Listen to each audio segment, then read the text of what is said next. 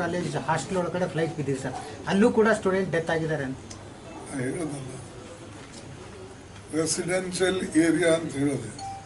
Residential ಏರಿಯಾದಲ್ಲಿ ಬಿದ್ದ ಮೇಲೆ ಮನೆಗಳಿಗಾಗಲಿ, ಹಾಸ್ಟೆಲ್ಗಾಗಲಿ, ಅಂಗಡಿಗಳಿಗಾಗಲಿ, ಯಾವುದೇ ಹಾಸ್ಪಿಟಲ್ ಇದ್ದಿಲ್ಲ ಆ ಏರಿಯಾದಲ್ಲಿ ಯಾರೇ ಇರ್ಬೋದು, ಅದು ಎಲ್ಲೆಲ್ಲಿ ನುಕ್ಸಾನ ಆಗಿದೆ ಅದರ ಕಡೆನೂ ಸರ್ಕಾರ ಲಕ್ಷ್ಯ ಕೊಡಬೇಕು.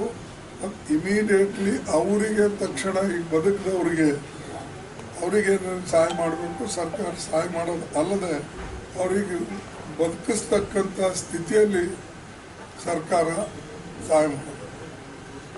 ಈಗ ಅದನ್ನು ಅಪೀಲ್ ಮಾಡಿದ್ರಿ, ನಮ್ಮ ಪಕ್ಷದವರು ಇರಲಿ ಯಾರೇ ಇರಲಿ, ಪೊಲಿಟಿಕಲ್ ಪಾರ್ಟಿನ ಕಾಂಗ್ರೆಸ್ ಪಾರ್ಟಿ, ನಮ್ಮ ಅಲ್ಲಿನ ನಾಯಕರು, ಅಲ್ಲಿನ ವಾಲಂಟಿಯರ್ಸು, ಇವರೆಲ್ಲರೂ ಕೂಡ ಇಂಥ ಒಂದು ಇನ್ಸಿಡೆಂಟ್ನಲ್ಲಿ ಸಹಕರಿಸಬೇಕು ಮತ್ತು ಜನನ ಗುರುತಿಸಬೇಕು.